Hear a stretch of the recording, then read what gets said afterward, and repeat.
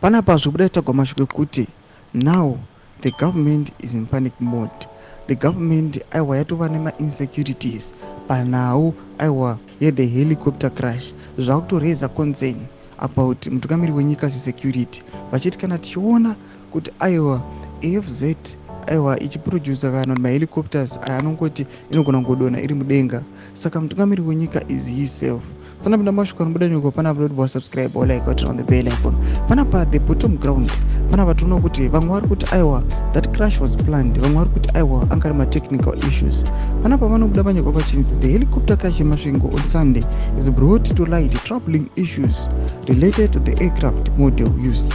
They're revealing a decade-long history of safety problems.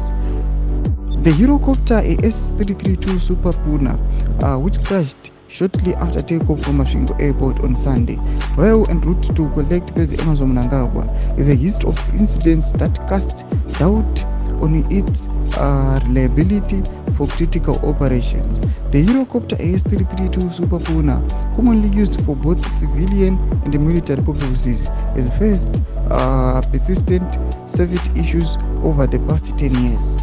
The latest incident involving the helicopter's crash, while on a mission to pick up the Zimbabwean president, underscores ongoing concerns about its safety record.